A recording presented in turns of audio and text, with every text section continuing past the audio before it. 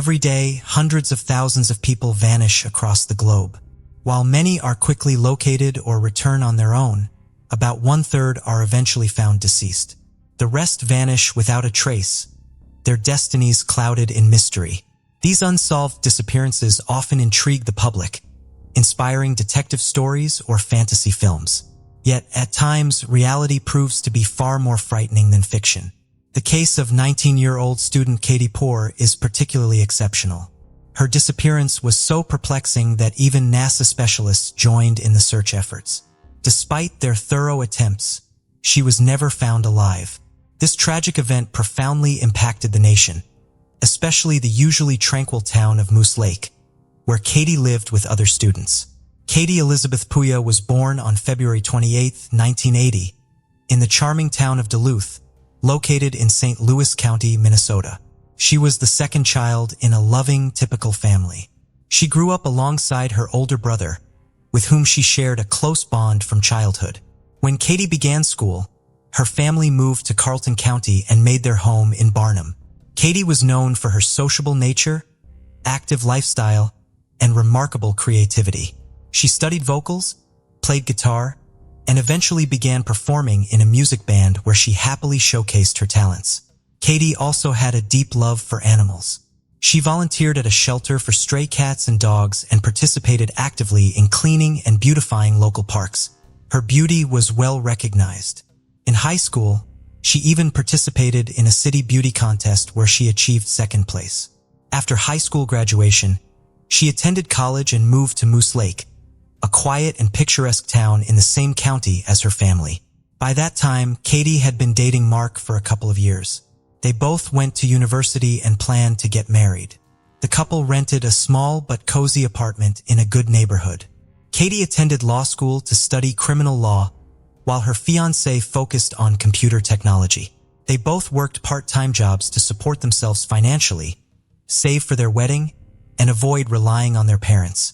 Katie secured a job at a gas station near a busy highway where she took night shifts several times a week.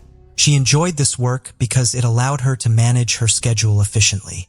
However, her parents were concerned about her safety since she was alone at the shop during nighttime along the highway, connecting several large cities. A place bustling with traffic around the clock with various people visiting the gas station and store. Despite their concerns, Katie reassured them that there was no need for worry due to surveillance cameras everywhere and the presence of a nearby popular diner that remained crowded most of the time. On May 26, 1999, 19-year-old Katie Puya went to the store for her regular shift. It appeared to be an ordinary day. She switched with her colleague who had worked during the day and took up her position behind the cash register. Around midnight, a woman came by the gas station, filled her tank with gasoline, and walked into the store to pay and buy some snacks. After gathering her items, she approached the cash register but found it unattended. Confused, she waited for a while, then went to the utility room and called out. There was no answer. This felt strange since the store was fully operational. Lights on, doors unlocked. When no clerk appeared after 10 minutes, she decided to contact the police. Police arrived promptly, examined the store and its surroundings, but found nothing unusual or alarming. There were no signs of a struggle, no blood traces. Everything was in place, including a good amount of money in the cash register. Robbery was ruled out immediately. Initially, it was assumed that Katie might have left voluntarily due to an urgent matter. However, all her personal belongings were still in the store. Keys to her house and car included. Her vehicle was parked outside. This posed a question. How did Katie leave? On foot. Abandoning her car and purse seemed unlikely, pointing towards a more troubling scenario. The police reached out to Katie's parents to report her disappearance and inquire if they had any clues about her whereabouts or any reasons she might have abruptly left. Mr. and Mrs. Puya assured them that Katie was always responsible and would not abandon her duties as she highly valued her job. Katie's fiancé corroborated their statements, expressing his utter confusion regarding her sudden disappearance. At this point, Katie Puya was officially reported missing and the store treated as a potential crime scene. The investigation kicked off with a review of footage from 4 surveillance cameras installed in the store, each one positioned strategically to cover every angle inside.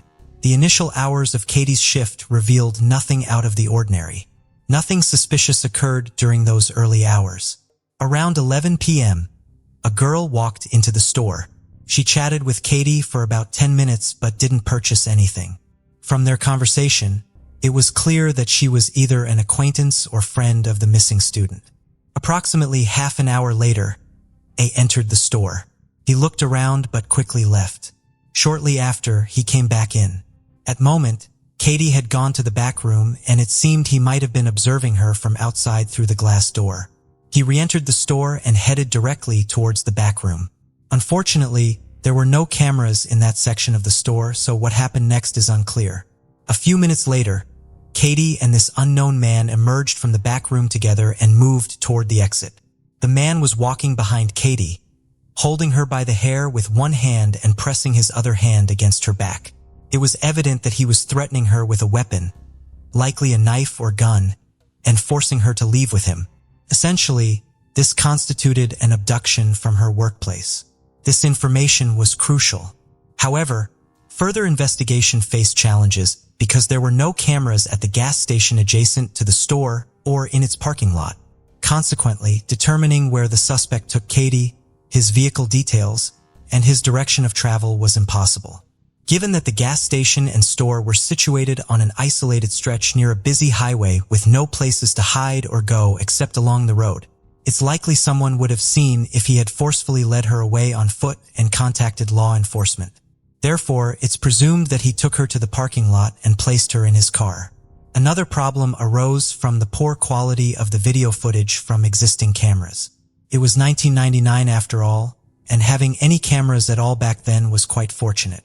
The videos were grainy black and white images that rendered identifying features unclear, making it difficult to create a facial composite swiftly. Law enforcement and volunteers who joined the search scoured several miles around the gas station and store looking for possible clues, but found nothing conclusive. Investigators also interviewed Melinda, the sole witness who spoke with Katie shortly before she vanished. Melinda confirmed she was a close friend and fellow student working part-time at a nearby diner. She mentioned seeing a suspicious man harassing both a customer inside the diner and another woman in the parking lot earlier on, suggesting to each woman that they should get better acquainted. Both declined his suggestions and walked away separately. Melinda's work shift ended at 11 p.m. As she locked the door and prepared to go home, a man showed up again. He approached, asking if the restaurant was closing and what time it would open in the morning. Melinda found his question odd and hurried to inform Katie about the visitor, suggesting they call the police. Katie, however, reassured her that everything was fine since the store had plenty of cameras. Melinda then remembered the man drove a black Ford F-150 pickup truck.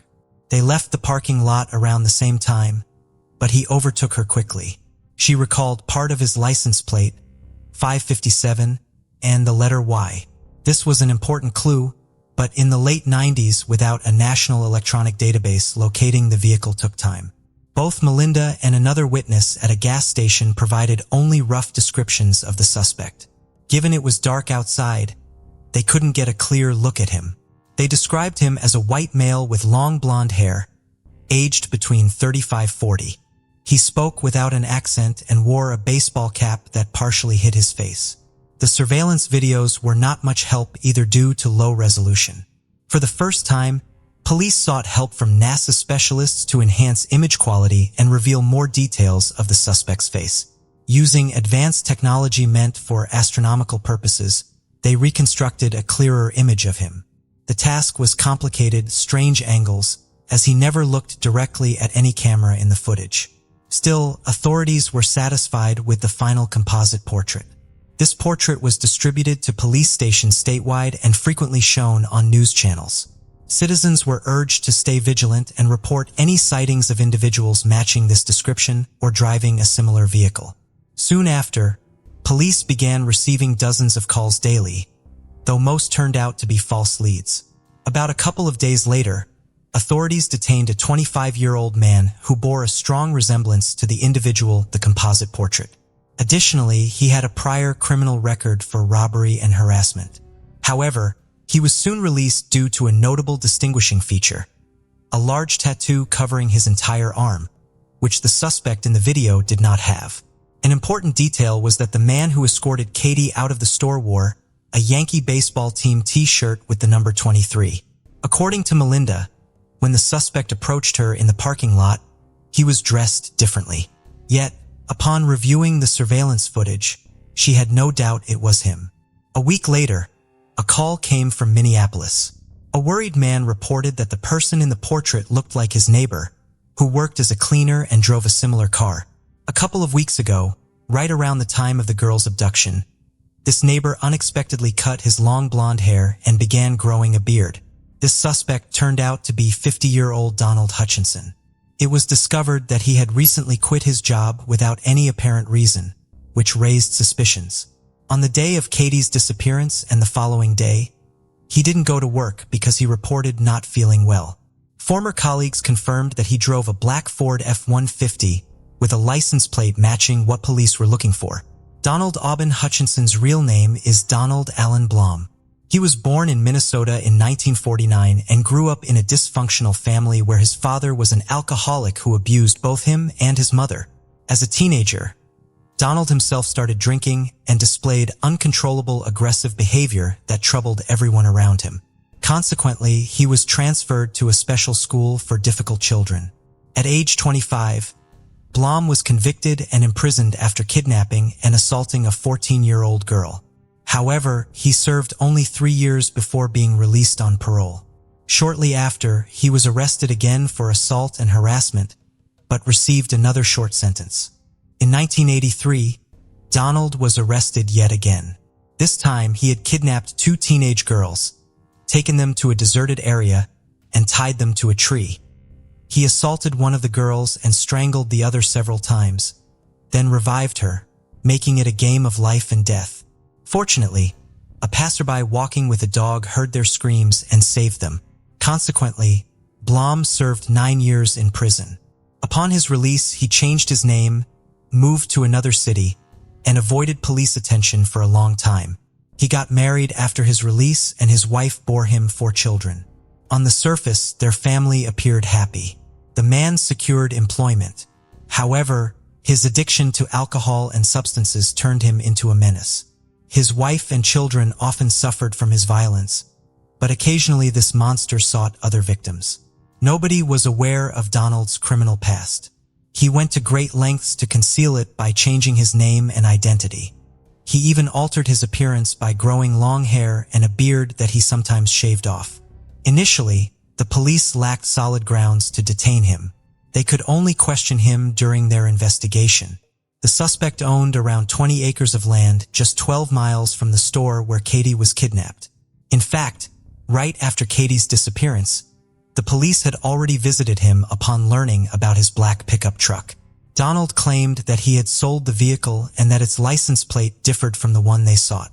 He even provided a document as proof, which later turned out to be fake. Following these findings, the police secured a search warrant for his house and land property. They discovered an unexpected surprise in a large barn, where Donald attempted to hide his black Ford F-150 behind old junk and furniture. The license plate matched the one identified by Melinda. With this discovery, Donald's calm facade began to crack. Nonetheless, he continued denying any involvement in Katie's disappearance. Yet even with this significant lead, the pickup truck, there wasn't enough evidence to arrest him at that point. The suspect's license plate was only a partial match, and there were neither witnesses nor video evidence confirming that Katie had been taken in that specific car. Consequently, the police shifted their focus to searching the house, aiming to find traces of the missing girl or even Katie herself. The interior was spotless. No blood traces, no signs of forcible confinement, and no clues linked to Katie's disappearance were found. However, inspecting the property posed challenges as it spanned over 24 acres and required more than a day's effort along with significant resources. To address this, National Guard personnel and hundreds of volunteers joined in the search and investigation efforts. The first day yielded no results. By the end of the second day, however, police stumbled upon peculiar ashes, suggesting that something had been burned or cremated over an extended period. Among these ashes were bone fragments, which criminologists meticulously collected and sent to a laboratory for analysis. While most bones were animal remains, parts of a human skeleton were also discovered, including a tooth that warranted closer examination. Experts identified that the bones belonged to a young woman aged between 18 and 23 years old. However, DNA testing faced complications because prolonged exposure to high temperatures had destroyed much of the material. When criminologists from other states joined the investigation, they managed to extract a DNA fragment matching the DNA of the missing girl. Unfortunately, this crucial evidence was deemed only indirect and could not conclusively establish the suspect's guilt. Hence, it became imperative to analyze the tooth found among the ashes to determine if it belonged to Katie.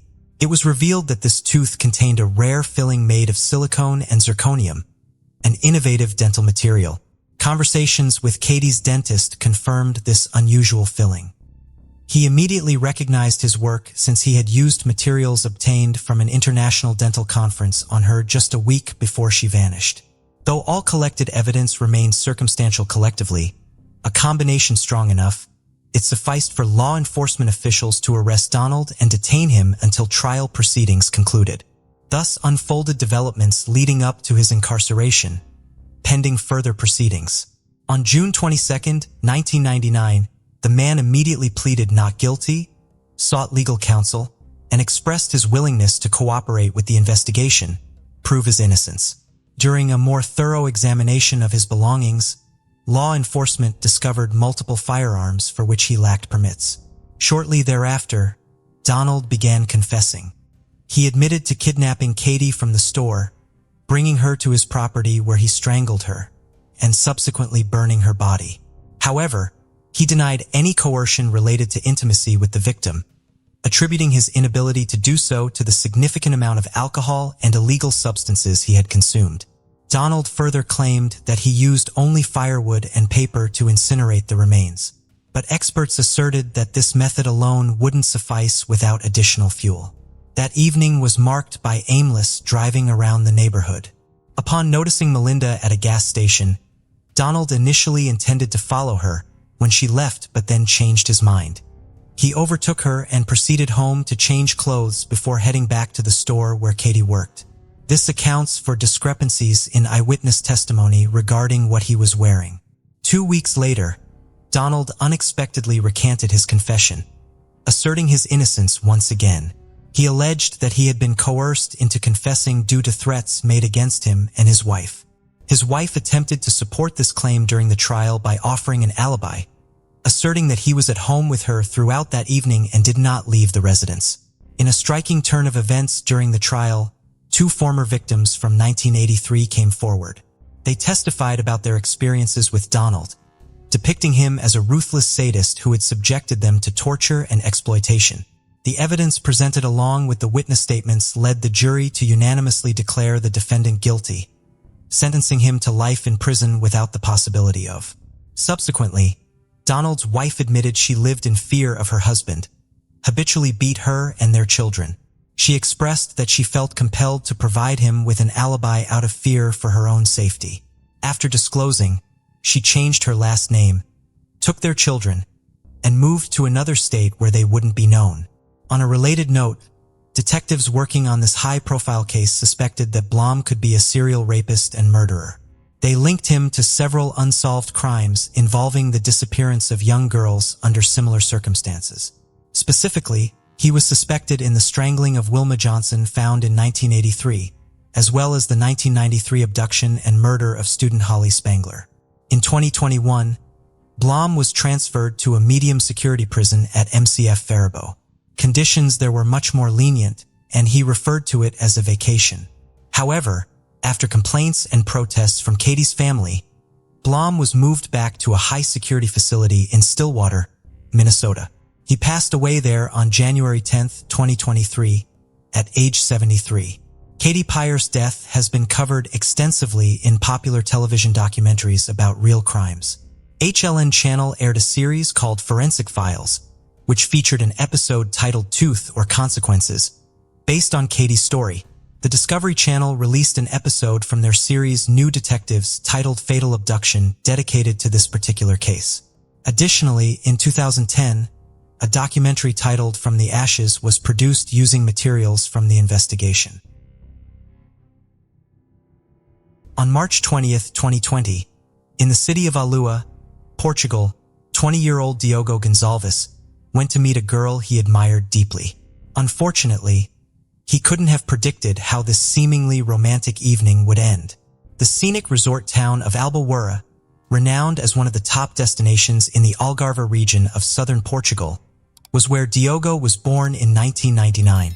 As an only child in a modest yet hardworking family reliant on the fluctuations of tourism, Diogo was seen by his parents as a model son. Those who knew him described him as decent, responsible, hardworking, and dependable. He was also a sociable young man who valued time spent with friends and family.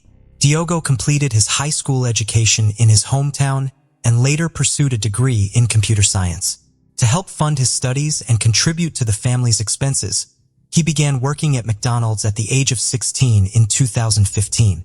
By 17, still employed with the company, Diogo's life took a devastating and unexpected turn. His father suffered a stroke, leaving him in a vegetative state. The media closely covered the event, and just as Diogo and his mother were coping with this hardship, another tragedy struck. On her way to work at the mall where she was employed as a cleaner, Diogo's mother was struck by a vehicle. The car dragged her several meters before she fell into a ditch, and despite efforts to save her, she tragically died from her injuries. Although the driver initially fled the scene, law enforcement managed to identify and bring him to justice. While awaiting legal proceedings against those responsible for both his parents' dire situations, it became necessary for Diogo's father to be placed in a specialized medical facility for appropriate care. His maternal aunt, concerned about his precarious circumstances, invited him to stay with her. However, due to irreconcilable differences that emerged after weeks together, cohabitation proved unfeasible. Subsequently confiding in a friend about these challenges led to an offer from his friend's parents. They provided him accommodation within their residence located in a Luz Algarve neighborhood. This proximity alleviated some distress for Diogo, as living amongst familiar faces brought some semblance of comfort during such trying times. Despite being quite young, Diogo showcased remarkable skill in handling challenging situations through patience and optimism. At 18, he completed his degree in computer technology in 2017 and secured a 6-month internship at Vila Vita Park, a renowned 5-star tourist hotel. His performance there was noteworthy, leading the executives to offer him a technician role. In 2018, Diogo decided to accept this position, resigning from his job at a fast food restaurant chain where he had worked for nearly a year and attained the role of duty manager. He embarked on a new chapter of his life, anticipating numerous opportunities that would aid his progress after the difficulties he had faced. As Diogo began to settle into his new job and look towards a brighter future, he decided to purchase a car. He formed good relationships with colleagues, including Maria Malva, a 19-year-old security guard at the hotel, who particularly caught his attention. Like Diogo, Maria also came from humble beginnings and had encountered significant challenges. Her mother struggled with mental health issues. While her father abandoned the family early on, she never reconnected with him. Maria was passionate about martial arts and practiced karate. While she aspired to become a police officer, her application was rejected due to her tattoo. This setback led her to enroll in training at a security company specializing in various private security sectors. Diogo openly expressed his admiration for Maria from the start, but she did not reciprocate his feelings and was rather aloof towards him. Fabio Acosta, a close friend of Diogo's, mentioned that Diogo was infatuated with Maria. According to Fabio, Diogo's dedication to her was intense enough that he declined an attractive job offer from the Sheraton hotel chain in Lisbon because he did not wish to be separated from her. Additionally, when Maria was working her shift, Diogo often brought meals for her. As time went on, they became almost inseparable observers, frequently assumed they were a couple despite there being no romantic relationship between them. Maria confided in Diogo that she wanted no romantic involvement, as she had recently ended relationship with a naval officer, but simultaneously gave him mixed signals. Despite this ambiguity, Diogo never abandoned hope for a future with her and continuously sought ways to be near her and show his affection through various gestures aimed at pleasing her. One day, Diogo was deeply disappointed when he stumbled upon a video on social media showing Maria kissing another girl on the lips. He felt upset because he believed she should have informed him that she did not like men, and that this was why they would never be together. Fabio, Diogo's best friend, attempted to calm him by explaining that girls sometimes do this, but Diogo remained unconvinced. He insisted that she had misled him and that this was why she had rejected his romantic advances. Despite this disappointment, Diogo and Maria stayed friends. She continued to accept his gifts and invitations for dates. Many times, Diogo offered to walk her home, but she always mentioned that her roommate had a jealous boyfriend and did not want another man entering her apartment. Time went by, and in December 2019, Diogo learned he would finally receive compensation for his mother's death, which happened 3 years prior. After receiving the amount of 70,000 euros, he decided it was time to purchase a house, so he wouldn't need to keep paying rent. Diogo then shared this exciting news with his friend Maria. Shortly thereafter, Maria resigned from her job at the hotel. She said she could no longer tolerate her co-workers' comments about the supposed relationship between her and Diogo.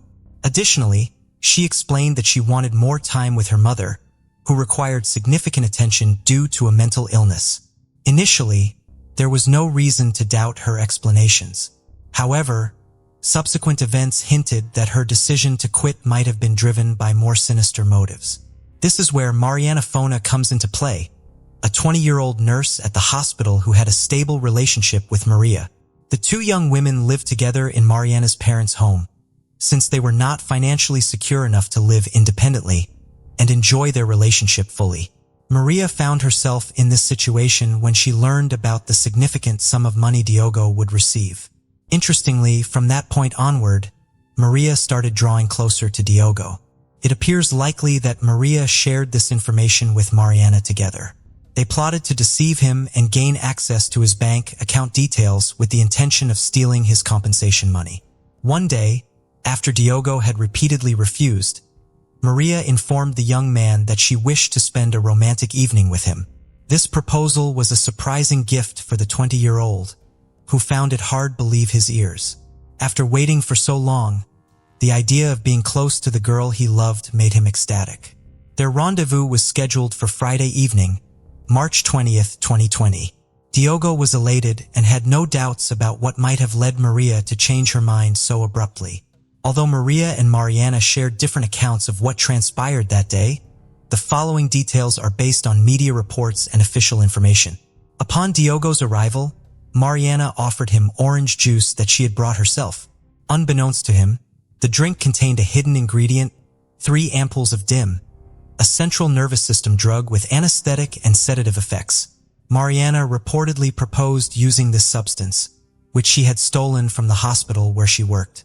The girl's plan entailed sedating Diogo to access his banking information and manipulate his fingers to unlock his phone. Mariana allegedly waited in a car outside while her friend executed their plan. She sent multiple texts to Maria, checking if the drug had taken effect since it was acting slower than anticipated. Inside, tensions rose as Diogo grew increasingly unnerved, without understanding what was happening. Attempting to calm him, Maria promised an erotic dance, but insisted on tying him to a table first. After several minutes in this restrained position, Diogo panicked and pleaded with Maria to release him. Her demeanor turned aggressive as they began to struggle. Using her martial arts skills, she overpowered Diogo, bringing him down and restraining his neck with her arms, yet cutting off his air supply. According to Mariana's account, Maria eventually summoned her into the apartment. Mariana found Diogo on the floor and questioned Maria about deviating from their original plan, merely stealing his keys and taking his money.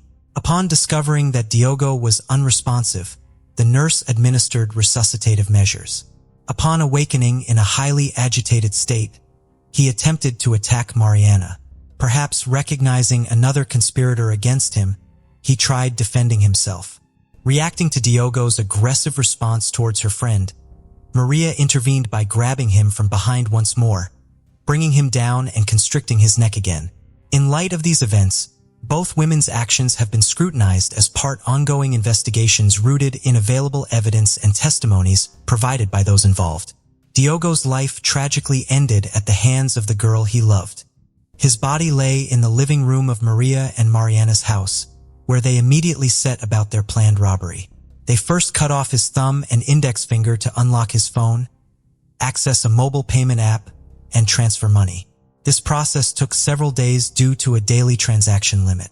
The crime occurred just as NYADA 19 restrictions began, with remote working becoming commonplace. Diogo was supposed to go to work the next day. The girls attempted to prevent his co-workers from noticing his absence and raising concerns. They sent a message from Diogo's phone to an IT colleague, stating Diogo could not go to work and needed a replacement. This message raised suspicion because Diogo wasn't known for making such requests at short notice. When asked if everything was all right, Diogo's phone responded affirmatively. Conversations between this hotel employee and others continued through Friday into part of Saturday, but the messages increasingly seemed uncharacteristic of Diogo. One of these messages reached Diogo's supervisor, stating Diogo wouldn't return to work as he had met a woman from France and would be moving in with her. This struck the boss as odd since Diogo was known for his reliability and wouldn't abruptly leave his job. Seeking clarification, the supervisor tried calling Diogo, but received no answer. Another message claimed Diogo wasn't in a condition for phone calls. The supervisor responded that hearing directly from Diogo would be reassuring. The reactions from Diogo's loved ones to these impersonated messages led Maria and Mariana to adjust their strategy regarding his disappearance. They decided to fabricate a scenario suggesting that Diogo had taken his own life and then plotted to dismember his remains for disposal. Maria later confessed their plan was inspired by the TV series Dexter, which depicts a forensic expert who eliminates criminals while erasing traces of his crimes by dismembering victims. These actions highlight how communication breakdowns and erratic behaviors can raise suspicions and lead authorities closer to uncovering criminal deeds, even when efforts are made to mislead those searching for answers. After executing their reprehensible plan, they placed Diogo's body in trash bags, storing them in the trunk of their vehicle. They then proceeded to an ATM and a shopping mall. Security cameras captured them hugging and laughing. Upon returning to their residence, they began the gruesome task of dismembering body. Diogo's torso was eventually placed in a black bag, with the remaining parts disposed of in a container. During these events at Mariana's parental home, Diogo's friends initiated a campaign to report him missing and contacted the authorities. The authorities waited the mandatory 48 hours before officially declaring him missing. Subsequently, the girls departed from the house. Maria drove Diogo's car towards the cliff near Cabo de San Vicente Lighthouse, with Mariana following in her own car. At approximately 2 p.m., Mariana discarded Diogo's torso off the cliff, abandoning his car nearby to create an impression that Diogo had ended his own life. Unfortunately for them, Maria did not anticipate that instead of falling into the sea, the remains would become lodged on a rock. The girls then departed together in Mariana's car. They drove approximately 7 kilometers to the Pago do Inferno waterfall in Tavira, where they disposed of what remained of Diogo into the water.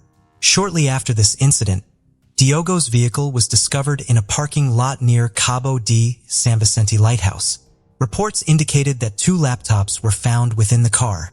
Forensic police arrived promptly and conducted thorough land and sea searches. This led to the discovery of a young man's torso, partially enveloped by a black garbage bag near one location along the coast.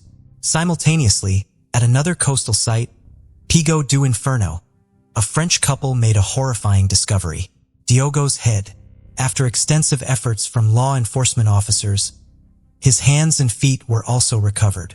The investigators handling this case found several aspects puzzling, considering that Diogo appeared to be an unassuming individual who avoided unsavory company based on collected data about him.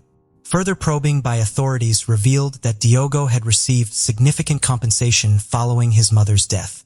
They uncovered substantial transfers from Diogo's account to Maria's account through monetary transactions, tracking methodically carried out by investigators. The detective's next step was to locate Maria and clarify why Diogo's funds ended up with her. The girl then attempted to persuade the police that she had killed the young man because he was attempting to abuse her. She asserted this as the reason she left the hotel before the incident. However, an examination of the text messages between the victim and Maria revealed that this was not true. She and Diogo had grown closer after Maria stopped working. During her first interaction with the officers, Maria claims sole responsibility for planning and executing the actions leading to the fatal shooting. She emphasized that Mariana had no involvement in the crime. However, Mariana's account contradicted Maria's claims. The nurse stated that Maria confided in her a plan to steal Diogo's money, but intended to take his life as well. She wanted him to suffer enough to disclose his bank account password. The collected evidence proved sufficient for convicting both girls. Investigators had phone records, the deceased's cell phone, and ATM surveillance footage at their disposal. Maria and Mariana were arrested on April 1, 2020, and appeared in court in June of that year. The judge meticulously followed Maria's recounting of events, where she insisted on pleading guilty and denied any involvement of Mariana. According to her version, Diogo's body remained for 2 days in a car parked in a garage, and it was there that his remains were dismembered when Mariana's family slept. After hearing Mariana's detailed account of events, the judge repeatedly asked about her whereabouts during the dismemberment executed with surgical precision at the joints. The courtroom's attention turned towards Mariana. She anticipated these questions and stated that since everyone knew she worked at a hospital, they assumed she dismembered the corpse herself. To clarify matters further, she suggested using internet resources for verification. Given the seriousness of this cold, calculated, reckless, and brutal crime, both individuals received custodial sentences, as determined by the judge. A few months later, on February 24, 2021, the trial began. During her testimony on February 26, 2021, Maria confirmed that she initially wanted revenge on Diogo for the alleged attempted violence, but stated she did not intend to take his life. The defendant admitted her intent was to humiliate the victim and verified that her friend had no relationship with the young man and was unaware of the alleged attempted violence. Maria also asserted that her actions were not motivated by compensation. The girls appeared in court together, however. They did not look at each other throughout the trial. Rumor suggests that after their arrest and subsequent jail time, they decided to end their relationship. The trial included testimony from several witnesses, including forensic expert Teresa Costa. The expert explained that the amount of dipim found in Diogo's blood was significantly less than expected from 3 ampoules, suggesting either Diogo had not taken the prescribed dose or had ingested it many hours before his death. On April 27, 2021, the court issued its decision.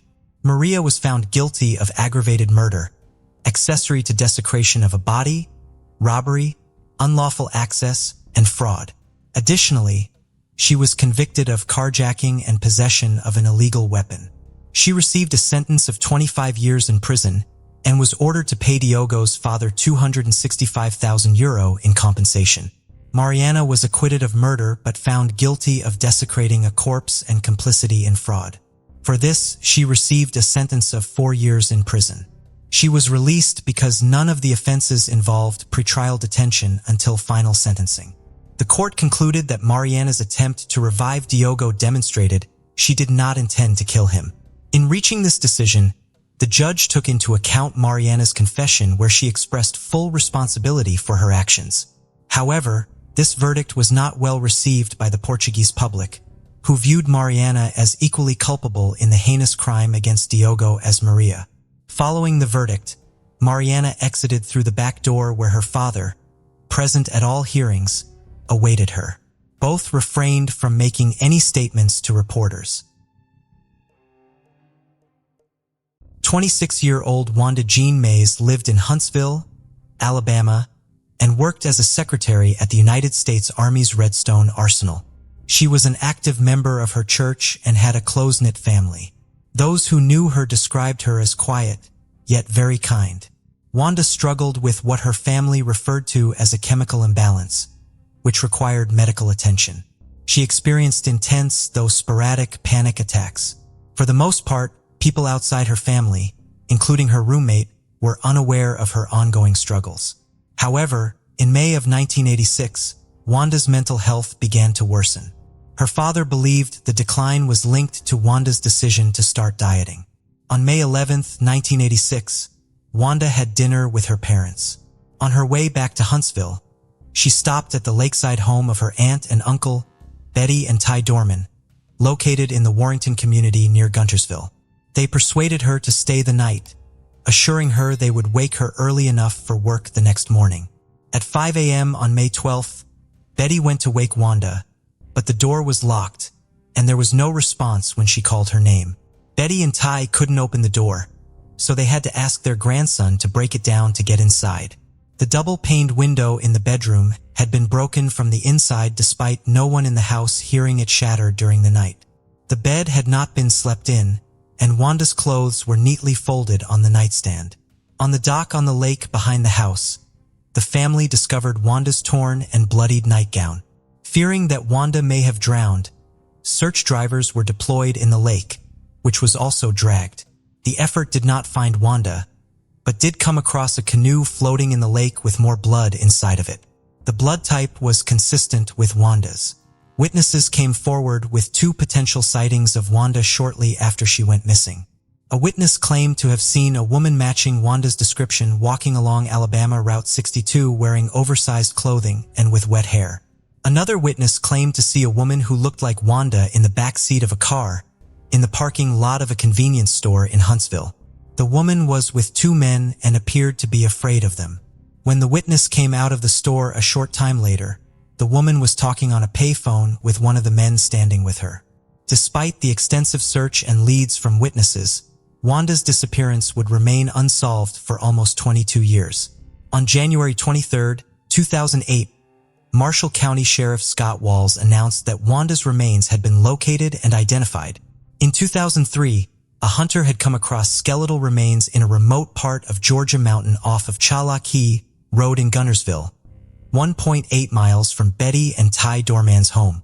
The remains were examined by both the FBI and the University of Tennessee's Department of Forensic Anthropology to conclusively identify them as Wanda and determine her cause of death. According to the examination, Wanda died after falling 150 feet from the cliff. Her remains were discovered below. The sheriff's office ruled her death an accident and announced that there were no indications of foul play. As best as they can determine, Wanda had a panic attack while at her aunt and uncle's home. It was intense enough that she broke through the window and went running out into the night, taking the canoe across a small portion of the lake before continuing to run. In the dark, she wasn't able to see the cliff and ran off of it on accident. Wanda's family accepts the sheriff's office account of what happened to Wanda. After more than 2 decades, they finally were able to give her a proper memorial service and burial. In February 2002, Lee and Brenda Heist of Lititz, Pennsylvania were in the middle of a divorce. While Brenda had a job as a bookkeeper at a car dealership, she had not yet found a new place to live. She dropped off her 12-year-old son and 8-year-old daughter at school on February 8th, but was not home when they finished school. The children called their father at work, but he was not immediately concerned, assuming that Brenda was simply running late getting home. He had plans to go to a birthday party for his mother directly from work, but went home when his children called after dark saying their mother was still not home. Seeing nothing unusual at the house, Lee decided to wait until 8 o'clock to see if Brenda would come home. When she failed to, he called the police. Brenda's car was found in a nearby town 4 days later. It was parked near a bus station, but there were no records of Brenda buying a ticket there or at any other bus station or airport. An investigation was conducted by local, state, and federal authorities, but none of them uncovered solid leads to follow. Dozens of potential witnesses were interviewed. Lee Heist was considered a suspect in Brenda's disappearance due to their marriage falling apart, but he was eventually cleared. In 2010, he petitioned the Lancaster County courts to have Brenda declared legally dead so that his children could have some closure. On April 27, 2013, a woman walked into a police station in Key Largo, Florida.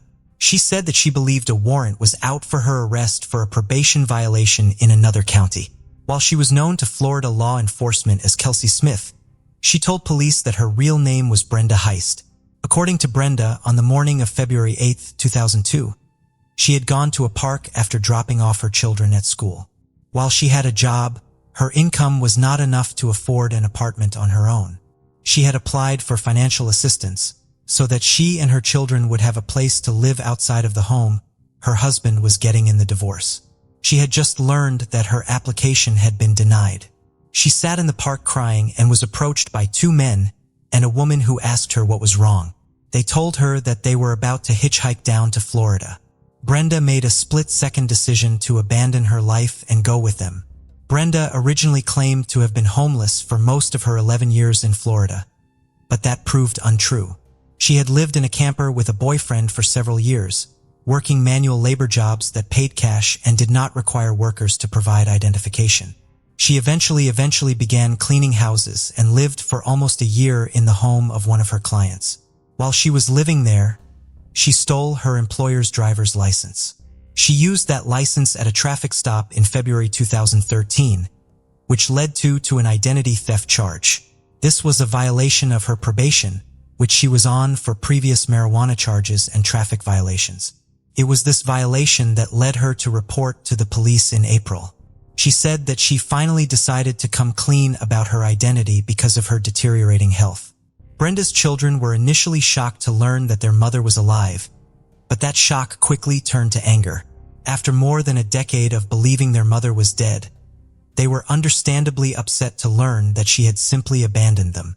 They did not wish to see her. At the time Brenda resurfaced, her daughter, Morgan, was attending college and working 3 jobs, and her son, Lee, had recently graduated college and was applying to the police academy. Brenda's ex-husband, Lee, had remarried and moved away from the home he had once shared with Brenda. Brenda was sentenced to 1 year in prison for her probation violation, but only served 6 months of that sentence due to good behavior and her participation in a work program. Brenda was released from the Santa Rosa County Jail on November 19, 2013, the day after her 54th birthday. She moved to Texas to stay with her mother and look into options of her mental health treatment. Crystal Leanne Anzaldi was born on October 10, 1989 in Hillsboro, Oregon, the second child of Dorothy and Jeff Anzaldi. When Jeff joined the Navy, the family relocated to San Diego, California. Without a lot of money, they eventually moved into the first floor of a house in the Golden Hill neighborhood. A friend of Dorothy's had told her that the house's owner was going into a rehabilitation center and needed someone to stay in the house to take care of it and watch after their 3 children. The family, lured by the promise of free rent, took the owner up on the offer, only later learning that he was going to prison and not rehab, and that the home had a reputation as a drug house. 6 weeks after the family moved into the house, on December 8, 1990, Jeff woke up in the bed the entire family shared at 7 a.m. and covered 14-month-old Crystal with a blanket. He then went back to sleep. When he woke up again an hour later, Crystal was no longer with him. The front door of the house, as well as a door to an upstairs apartment, were wide open. Crystal was nowhere to be found and the police were called. The entire neighborhood was searched and helicopters flew overhead announcing that a child was missing, but no sign of Crystal was found. In March of 1997, Marshal Chamblin Rosado of Puerto Rico called authorities to report that his wife had been abusing and neglecting his stepdaughter, Sonia. During the investigation into the allegations, authorities asked his wife, Nilsa Guzman, for her daughter's birth certificate. The document she provided was fraudulent. Sonia was placed in foster care, and in October, a blood test confirmed that she was not Guillermo Guzman's daughter. Turned to Interpol to help determine where Sonia had come from. Comparing her smile and a facial birthmark to photos of missing children, they realized that their Sonia was really Crystal Anzaldi. It is unknown exactly how Guillermo Lini Guzman came to have Crystal. That is, if she herself abducted her or if there is another party involved. She did not know the Anzaldis, but did know people who were known to visit their house. She claims a friend had given her Crystal, telling her that the child's mother had died. She also said that she hadn't watched the news around the time she got the baby or learned that an area child was missing. She was married at the time to another man in the Navy who had been deployed abroad for some time. When he returned home in December 1990, his wife had a baby she claimed was her own, but she would not explain who the child's father was. Inferring that it was not him, he told her to go back to her native Puerto Rico and he filed for divorce. Guillermo Guzman and Crystal flew to Puerto Rico on December 21, 1990. Guillermo Guzman was only ever convicted of fraud for the fake birth certificate she provided to police. During the almost 8 years their daughter had been missing, Dorothy and Jeff Anzaldi had divorced. Dorothy was living in California, and Jeff was back in Oregon with their older daughter Kendra, as well as a second wife and their daughter. The divorce meant that Crystal could not simply be returned home.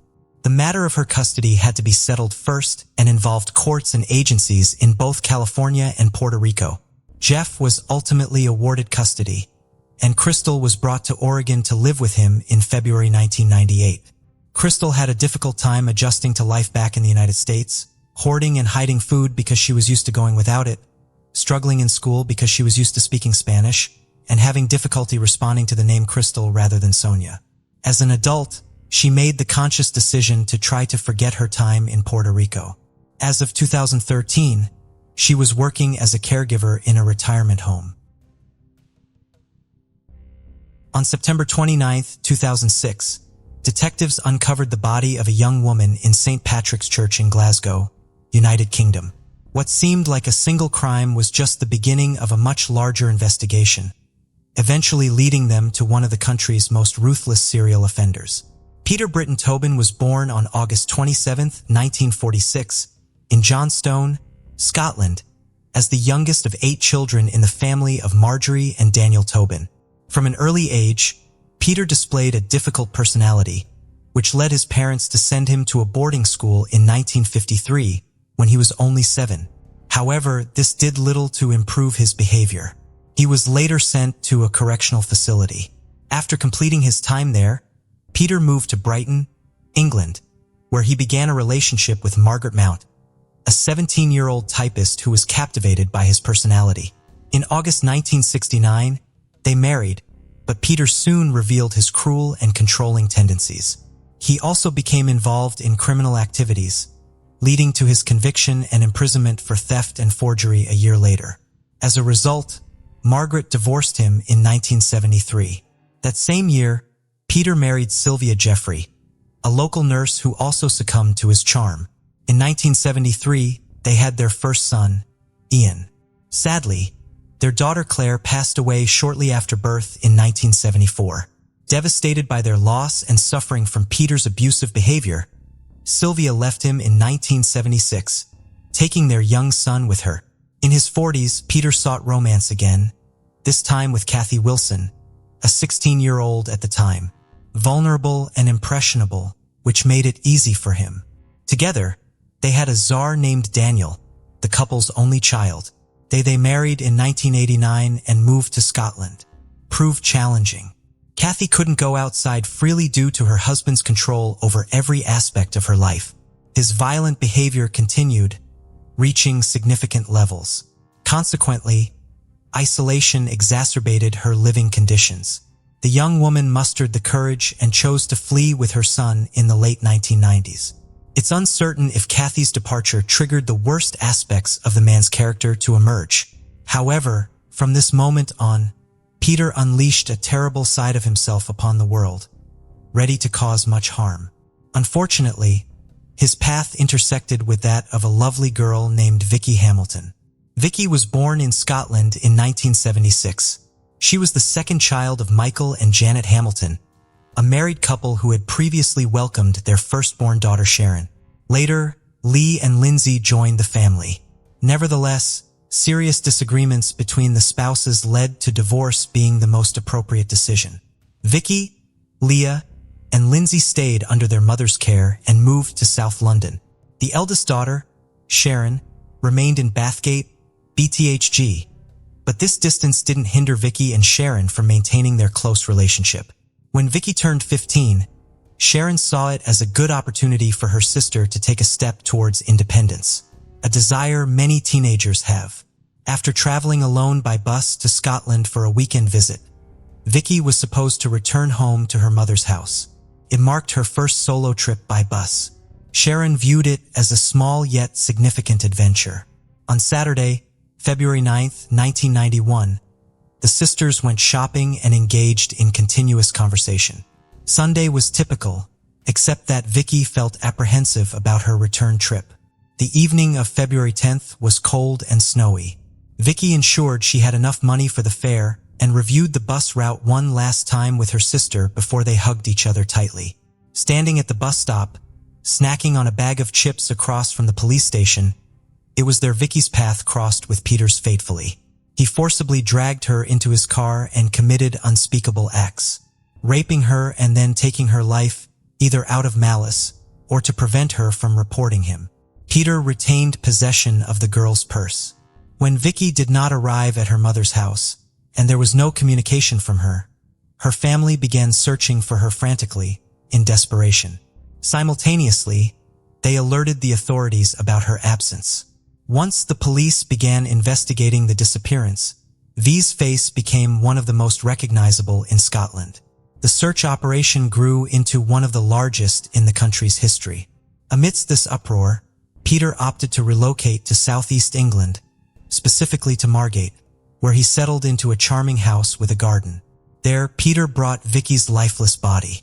He wrapped her remains in plastic and concealed them beneath a layer of concrete. He then covered everything with soil. Neighbors thought he had dug a sandbox for his young son, who was 3 years old at the time.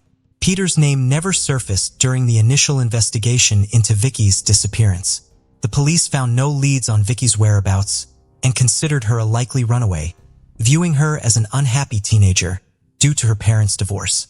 Their theory of voluntary disappearance was reinforced on February 21, 1991, when Vicky's purse was discovered near the main bus station in Edinburgh. Peter, always one step ahead of authorities, created this false lead and completely diverted the course of the investigation. Detectives spent 2 fruitless months searching in London. It is known that Vicky's mother died soon after. Over the next decade, Vicky's family and town residents continued to follow the case closely. But despite listing more than 7,000 names in the file, taking nearly 4,000 statements, and presenting about 500 documents along with 380 potential pieces of physical evidence, all efforts led to a dead end. The case was eventually shelved. The next young woman who encountered Peter was Dina McNichol from Essex. She had a brother and 3 sisters. Her father was a jazz musician, and her mother had tragically died many years prior in a car accident. By age 18, Dina was known as good-hearted and cheerful, a wonderful friend. She had just completed high school and held great hopes for her future. On one hand, possibly, she aimed to take a gap year for travel. On the other hand, she aspired to attend university. However, nothing was certain, because although Dina had applied to several institutions of higher education, she hadn't yet received any responses. During the first weekend of August 1991, Dina attended a music festival in Hampshire. There, she met a young man named David between dances. They discovered they liked each other. On Sunday, August 4th, they spent the night together in a tent. The following day, Dina assisted him in dismantling the tent, and they agreed to hitchhike back home separately. However, since part of their route was the same, they decided to hitchhike together. Tired but happy, the young couple hit the road to catch a ride. That's when Peter appeared and offered them a lift. David got out of the car first, and Dina wrote down his phone number before saying goodbye. Alone with the unknown driver, Dina was about to experience a real nightmare. On that same Monday, August 5th, 1991, Peter repeated his previous crime as with Vicky. He used Dina's scarf as a gag. After committing the crime, Peter withdrew money from Dina's account at ATMs in Hampshire and Sussex. When her relatives noticed someone withdrawing money from her account, they immediately suspected something was wrong. Her family knew how carefully she saved every penny and what she planned to use that money for, either traveling or continuing her education. Weeks went by with no word from Dina. The worst part for her family was living in uncertainty. Though unspoken aloud, everyone was sure something terrible had happened. After all, if Dina were alive, she would have returned home or called to explain her absence. As for Peter, he left Margate without saying goodbye or explaining anything. Later, in 1993, he settled in Hampshire, specifically in a rented apartment in Leek Park. He argued that he wanted to be closer to his son. On August 4, 1993, two 14-year-olds went to visit a local woman, but found she wasn't home. They decided to ask other neighbors if they had seen her around instead. As a result, they knocked on Peter's door. The man saw a unique opportunity and invited them into his home to wait for the force they were looking for.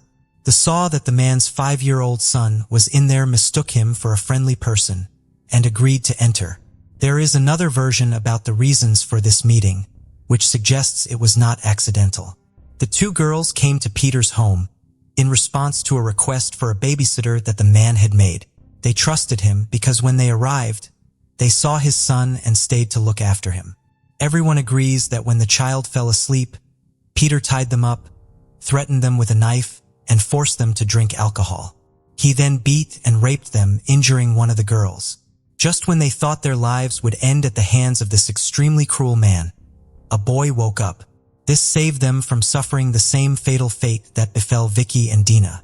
In an effort to keep his son from realizing what had happened and understanding what kind of father he was, Peter decided to leave the apartment with the child. According to some reports, Peter left around 2 a.m., but before that, he turned on the gas in the kitchen, hoping to complete his monstrous task. However, the girls regained consciousness and managed to escape. They went to the police and reported all the abuses committed by Peter, whom they described in detail. Peter returned his child to his mother and joined a religious sect called the Communion of Jesus under a false name. He hoped to go unnoticed there, but in the meantime, media published his photograph provided by police, making his face widely known. Due to mass media coverage, information about this man started pouring in, and his car was also identified thanks to BBC Crime Watch program. He was located, and after 40 days on the run, he was captured in Brighton. He appeared in court on May 18, 1994, where he pleaded guilty to sexual assault and indecent acts against two young girls and was sentenced to 14 years in prison. However, Peter did not serve his full sentence and was released in 2014 at the age of 58. Immediately after his was released from prison, he went back to Scotland, aiming to relocate from the area where he was registered as a sex offender. For a while, he managed to stay off the radar until 6. Under a false name and posing as a homeless person, he knocked on the door of the Church of St. Patrick in Glasgow. To avoid getting exposed, he adopted the name Peter McLaughlin. Dennis and Katie Curran, a married couple from the church's charitable group, recall that evening vividly when a homeless man sought shelter. Despite his vulnerable appearance, Katie had an uneasy feeling about him. Peter was brought up as a Catholic and soon felt at ease in this church. His apparent begging served as an effective disguise because it only aroused sympathy from parishioners, with few paying much attention to him. Consequently, he roamed freely around the church, an ideal hiding place for him. However, his predatory instincts stayed intact. Being in a sacred place held no significance for him. Calculating every move meticulously, Peter displayed eagerness to assist in church repairs. After about 6 or 7 weeks, he asked the priest if he could join the maintenance staff. At that time, people facing financial difficulties often sought refuge in churches. It was through such circumstances that Angelica Clark crossed paths with Peter. Angelica was a 23-year-old woman from Poland who came to Scotland during the summer of 2006. She wanted to spend her summer break working to earn money and fund her language studies back home. She lived at the parish house of St. Patrick's Church, where she also worked as a cleaner. Peter took an immediate liking to her and somehow convinced her to help him with various tasks occasionally. On Sunday, September 24, 2006, Angelica spent several hours assisting him in painting a shed. Some parishioners noticed them together before Peter attacked her at the back of the chapel. Licka Brown, 47, and her husband Andrew, 46, who lived in a multi-story house overlooking the church, heard a woman scream through their open windows. In her statement afterward, Leica described it as a brief scream that sounded like someone being forcibly restrained. It was so eerie that it compelled her to get up from the couch and approach the window, but she saw nothing. The scream heard by the Browns coincided with the moment when Peter caught the young girl off guard, as she stood her back to him. He struck her forcefully and dragged her to the back of the chapel, where he continued to beat her. After she lost consciousness, he raped her and then inflicted several knife wounds. He hid the body in the basement under the floor near the confessional. At this point, Angelica was still alive. Several hours passed, and parishioners began to notice that the young girl was missing. That's when Dennis informed his wife, Katie, about Angelica's unusual disappearance. The police quickly initiated an investigation and started interviewing members of the community one by one. During these interviews, it came to light that Peter was the last person seen with Angelica, albeit disguised as Pete, a homeless laborer. Eventually, he became the prime suspect. Officers went to question him, but found no evidence linking him directly to Angelica's disappearance, so they continued their investigation, aware that it was only a matter of time before they discovered the body and traced everything back to him. Peter fled to London. By this time, Detective David Swindle had joined the investigation. He soon began to suspect that this case wasn't merely a disappearance. Based on their findings and collected testimonies, Detective Swindle believed it was unlikely Angelica would be found alive. Finally, on September 29, 2006, authorities discovered her body in the chapel. This news shocked British society due to both the nature of the crime and the location chosen by the perpetrator for hiding the body. Examining the girl's injuries led Detective David to suspect that this wasn't Peter's first crime. However, he didn't yet know how horrific and dangerous this individual turned out to be. Further revelations were inevitable. DNA found at the crime scene and on Angelica matched data in the United Kingdom's National Criminal Intelligence Database. That's when they learned exactly who they were dealing with. A man whose actions indicated deep-seated brutality and criminal sophistication. The individual they were looking for turned out to be Peter Tobin, whose fingerprints had been discovered at the crime scene. Consequently, the first step for the authorities was to publish his photograph in the media. His image was distributed nationwide, and the Scottish police reached out to the Metropolitan Police, initiating a search across the United Kingdom. Meanwhile, in London, Peter attempted to conceal himself by going to a hospital and pretending he had heart problems. He claimed he had chest pain and weakness on the left side of his body. Identifying himself as a plumber named James Kelly, he was examined by Dr. Nick Lasso. However, something about his demeanor and behavior raised concerns for the doctor.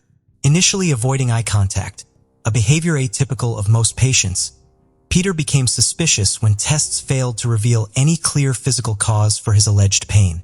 The doctor's suspicions were confirmed by a nurse who recognized Peter from a photograph that had been circulating in the media. As a result, both the nurse and doctor contacted the police. This phone call significantly altered the course of the investigation.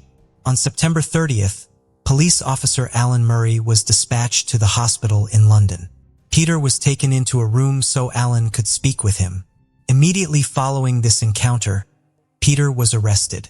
Although initially only charged with violating the sex offender registry, this approach allowed officers time to build a criminal case against him.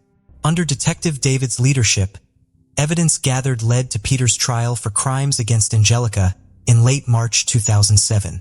Despite substantial evidence against him, Peter denied committing violent acts against her, claiming instead they engaged in consensual sexual activity. He also denied providing false information to police and hospital staff. After 6 weeks of legal proceedings characterized by lies and manipulations on Peter's part, the truth finally prevailed. He was found guilty and sentenced to life imprisonment, but with the possibility of parole after 21 years. Detective David and his team were convinced that there was more to Peter's story. While the trial was ongoing, detectives delved into Peter's life. They gathered additional evidence and compiled a dossier.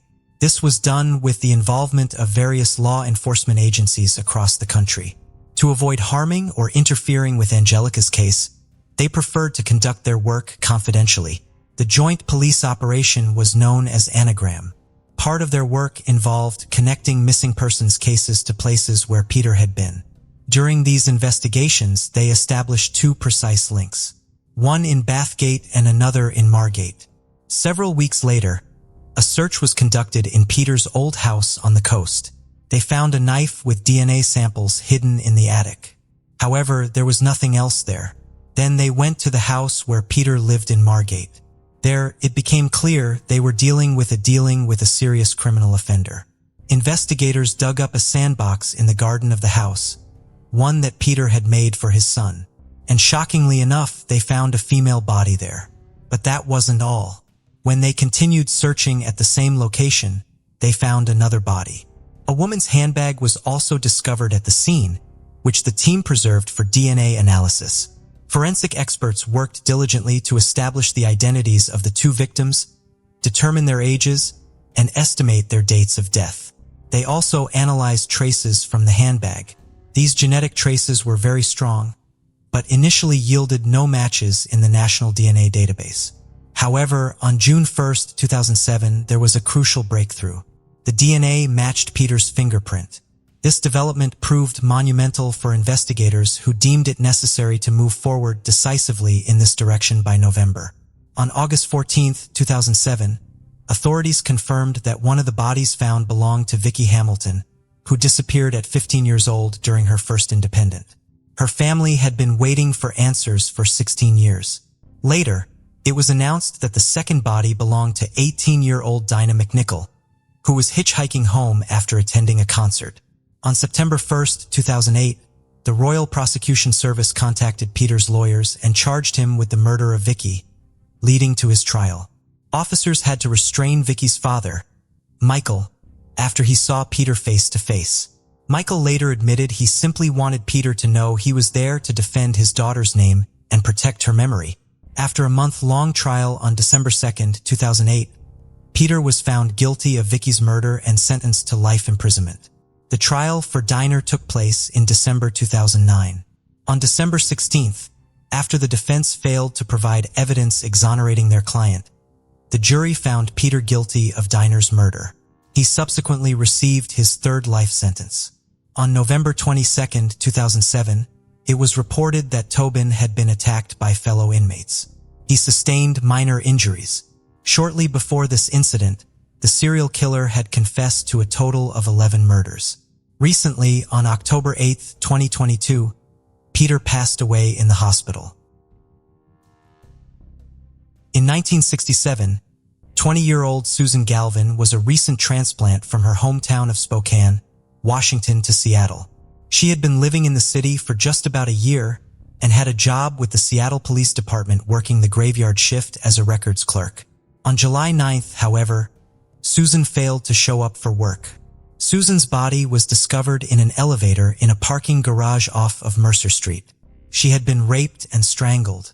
The parking garage was located at the Seattle Center, a 74-acre tourism and entertainment area originally constructed for the 1962 World's Fair and home to Seattle's famous Space Needle. Susan was known to spend a lot of her free time around the center. Police hypothesized that she had been in the parking garage because she was about to leave and go to work when she was attacked. Police dusted for fingerprints, canvassed the area, and interviewed dozens of people as part of their investigation. They were only ever able to identify one real suspect, a professional clown named Punchy. Susan had been seen with Punchy a few hours prior to her death in the area of the Seattle Center currently known as the Armory. There are also reports that she had been seen with him a few days before 9th as well. Punchy had also quit his job just a few days after Susan was killed. The clown was never charged, however, due to a lack of evidence. Susan's case went cold, but efforts were made to solve it over the years as new technology emerged.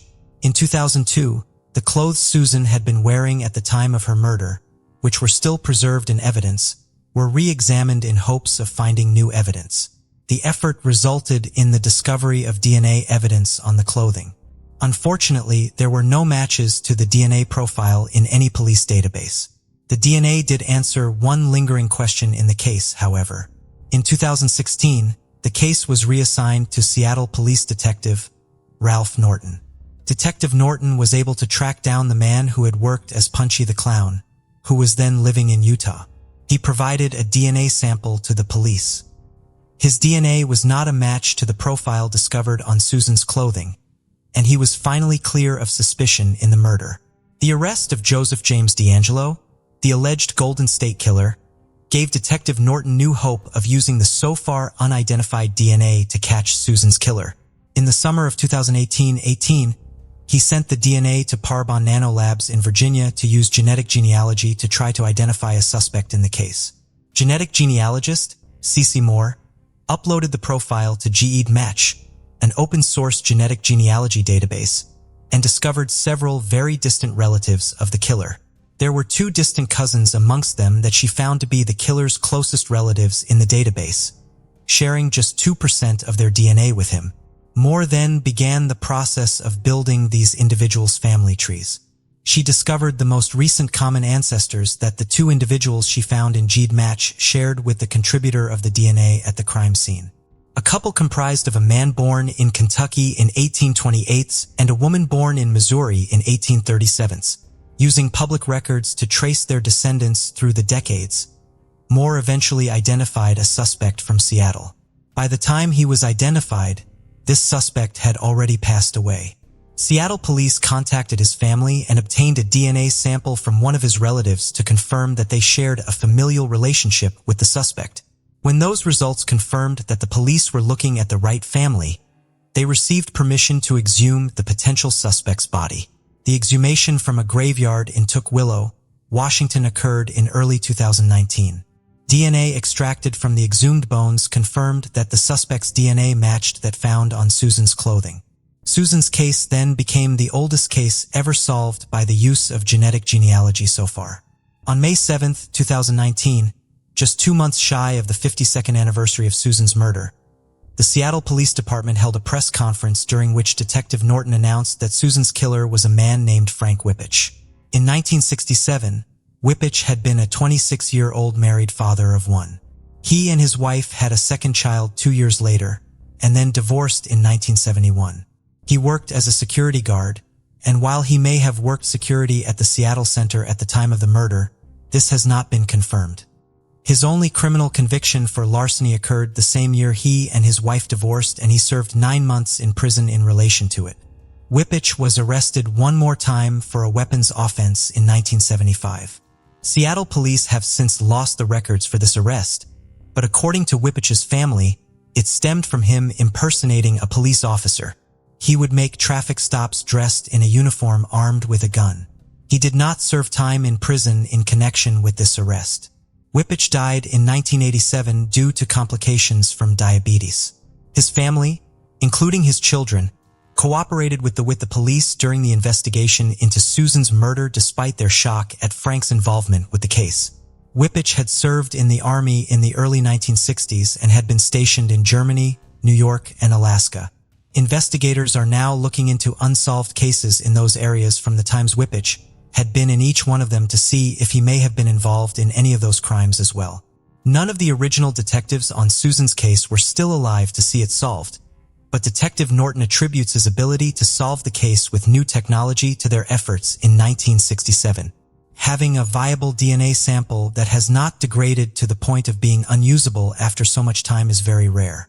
The DNA in this case only remained because of the professionalism and attention to detail shown by the original detectives in their collection and proper storage of the evidence at the time of the murder. The case is considered solved by the Seattle police, and according to Detective Norton, in his own words, Frank Whippich is 100% certain to be the murderer of Susan Galvin. However, the fact that Frank Whippich is deceased technically leaves the case in limbo. While the case is solved with the identification of Whippich as the killer, Whippich is still innocent of the crime. Since he cannot be given the opportunity to defend himself at trial, and he cannot be convicted in a court of law, he must be considered innocent. While this is an important legal distinction, Whippich's identification is still significant to Detective Norton. We're not able to punish him with incarceration, but history will hold him accountable. Norton told Cairo 7 News, "We know he is the murderer of Susan Galvin, and that will be his defining characteristic. While the discovery of Whippach's identity will not result in any criminal charges, it does at least answer some of the questions that have haunted Susan's family, including her 7 siblings for the past 52 years. Seattle Police Chief Carmen Best presented Chris Galvin, who had just been 6 years old at the time of his older sister's death, with the American flag that had been flying over the Seattle Justice Center the day Susan's case was solved at the news conference announcing the resolution to the case. Another one of Susan's brothers, Larry Galvin, sent a statement to the conference from his home in Florida. 52 years later, we learn the who, but still have no clear understanding as to the why Larry wrote. There will always be that lingering question. On May 25, 2009, an emergency call was to the services in Portland, USA, reporting a fire. When the fire was extinguished and firefighters the building, they discovered a horrifying scene. The room was surrounded by crosses and other religious objects. There lay a completely charred body. However, the most terrifying part was that the corpse was headless. Zoe Siraki was born on March 25, 1991 in Portland, located in Cumberland County, Maine, in the northwestern United States. She grew up with her loving parents John and Linda Siraki, her older brother Gregory, and 2 half-sisters from her father's side. Zoe always maintained good relationships with them. John Siraki was a builder, and thanks to his job, he supported the family well.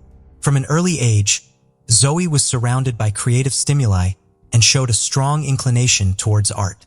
She also loved animals and had 5 cats at home. As Zoe grew older, she became increasingly restless and curious. The idea of traveling and experiencing other cultures fascinated her. She also started following a vegan diet, consuming only vegetables while avoiding meat and animal products. This lifestyle included an ecological culture of protecting animals, the environment, and health. In 2005, Zoe started attending high school, where she had a large group of friends who described her as a happy, joyful, and positive girl. In 2008, on her 17th birthday, Zoe surprised everyone with a decision that her parents did not like. She dropped out of school. Ken Coonan, the principal of the school Zoe attended, said that the girl refused to talk and discuss why she did not want to finish her junior year. Ken remembered Zoe as very nice, and, according to him, her classmates spoke highly of her. He added that she interacted a lot with other energetic and creative young people like herself. A few months after Zoe dropped out of school, she began working at a local bakery and coffee shop named Bagel Works. On March 25, 2009, her 18th birthday, she eagerly awaited getting a tattoo on one of her arms. Zoe had always admired the Austrian artist Gustav Klimt's work, and when it came time to choose a tattoo design, she was inspired by his artistry. Little did she know that this decision intended mark her transition into adulthood would introduce her to someone who would profoundly impact her future. Zoe knew exactly what she wanted on her arm, so she headed to a tattoo parlor in the Old Port area. There, she met Chad Gurney, a 27-year-old tattoo artist. They seemed to connect instantly. A few days after their initial meeting, Zoe agreed to be Chad's girlfriend. The 9-year age difference didn't bother her at all. Chad was indeed a distinctive individual. He attended high school in Wells, Maine, where he made a name for himself as a lacrosse goalie, a sport involving 2 teams using small rubber balls and long-handled sticks. After high school, Chad moved to Lynchburg, Virginia to study at Liberty University. This institution is well known for being led by the famous evangelist, Pastor Jerry Falwell. Chad's body was adorned with numerous tattoos, each telling its own story. His skin featured dozens of drawings, most depicting aliens. One particularly striking piece was a gray-toned crocodile. In the realm of tattoos, alien imagery can signify 2 things: a belief in extraterrestrial beings or a reflection of the wearer's sense of individuality, indicating they don't fit into this world but are unique and original. The reptile tattoo symbolized danger and hostility, a predator best avoided. In addition to his love for tattoos, Chad was also passionate about underground and alternative dance forms, known as hardcore dance. This genre involves intense and sometimes aggressive movements, but requires complete bodily control. It's not about self-harm. It's about releasing energy through various physical expressions like lunges, jumps, and acrobatic stunts that few dare to try. Those who knew Chad mentioned his struggle with recovering from a severe car accident 4 years prior before his move to Portland in 2005. His resilience painted him as both intriguing and complex. A man marked by his past, yet continuously moving forward towards new experiences. Chad suffered significant injuries in Alabama when the Liberty team was on their way to lacrosse game. Local van, carrying both players and coaches, was rear-ended by a car and forced into oncoming traffic where it collided with a large truck. The severe impact ejected Chad from the vehicle, leading to a near loss of his leg and necessitating approximately 20 surgeries. Due to a strong head injury, Chad underwent psychiatric evaluation, which revealed he had cognitive impairments affecting his speech, memory, and mathematical thinking. Chad gained financial independence through the 7-figure sum he received from a lawsuit following the accident. 2 years later, in 2007, he sought treatment for anxiety and depression, eventually being diagnosed with both an organic personality disorder and post-traumatic stress disorder, PTSD. In 2009, Chad traveled alone to Hawaii with plans to continue exploring the world. This passion for travel and curiosity about other cultures led him to meet Zoe. The couple adopted a relaxed and unconventional approach to their relationship. After they began dating, Zoe and Chad agreed on an open relationship, allowing them to see other people. In May 2009, Chad traveled again, this time for a weekend in Vancouver, Canada. Upon his return to Portland, Zoe admitted that she had been with another man during his absence and allegedly had sexual relations. Initially, it appeared that Chad was untroubled by this incident of infidelity due to their open relationship agreement. However, following this confession, Chad began insisting that Zoe quit her job and join him on a personal spiritual quest in Thailand. She declined his proposal without suspecting the grave outcome it could have. On May 25, 2009, Zoe visited Chad's apartment feeling very tired and decided to take a nap. While she was asleep, Chad grabbed her by the neck, struck her on the head, and strangled her until she ceased breathing. Then he engaged in sexual activity with Zoe's lifeless body before decapitating her, according to records. After committing the heinous crime, Chad took a shower, got dressed, and drove to the nearest gas station, where he filled a canister with gasoline. He returned to his apartment and doused Zoe's body on the lower floor with gasoline, laying a trail to the front door before igniting the fire. Chad took a backpack he had packed for a trip to Thailand, along with a laptop and shotgun. When the apartment caught fire, he went to an ATM, withdrew cash, and checked into the Old Orchard Beach Motel. There, he got into a jacuzzi and waited. Meanwhile, a call was made to 911 emergency services about the fire. Authorities responded immediately and were able to extinguish the flames. Upon entering the building, they were confronted with a horrific scene.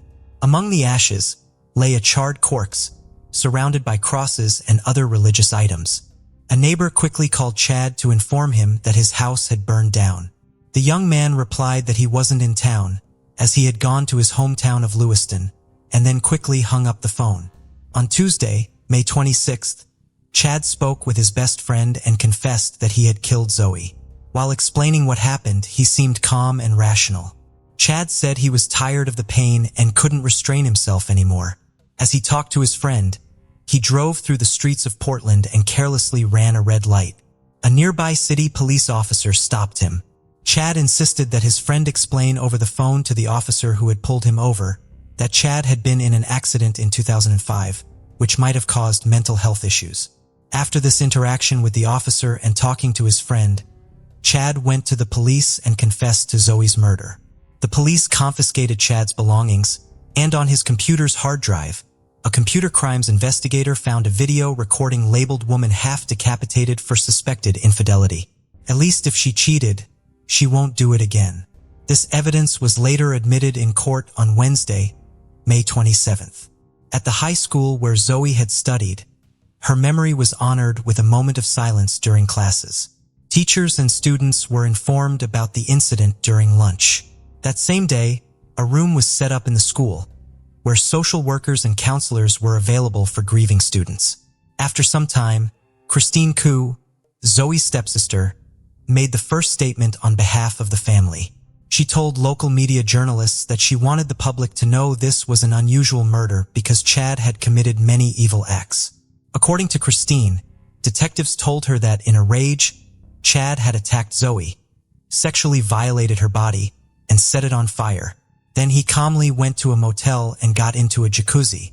A week after Zoe's murder, on Tuesday, June 2, 2009, a vigil was held in front of the apartment building where Chad had lived. It was a moment of consolation for Zoe's friends and family. Many strangers shocked and outraged by the brutal crime also attended. Estimates suggest that over 150 people gathered to pray and remember Zoe. They also placed candles and flowers on the steps of the building, where her life was tragically cut short. Zoe's father Jane and her stepsister Courtney came to the scene of the tragedy and were touched by the support of so many people. Meanwhile, the police began interviewing Chad's friends and acquaintances, who agreed that the young man had a split personality. According to them, he sometimes portrayed himself as a person on a spiritual quest, with religious artifacts throughout his apartment and plans to travel to Thailand to study Eastern religions. Some said that Chad was kind and charming, often giving people small gifts. They mentioned that he often spoke of wanting to use money he received from an accident for the good of humanity. At the same time, Chad enjoyed his image as a tough guy, with tattoos covering his arms and provocative confrontational behavior. Robert Collins, a 24-year-old chef, noticed something peculiar about Chad. When Chad attended parties, people often shrugged and turned away. Robert recalled Chad once confiding in him that the only thing he identified with was pain. He even remembered that Chad had this word tattooed on his knuckles. The police and prosecution made significant efforts to gather information about the brutal crime.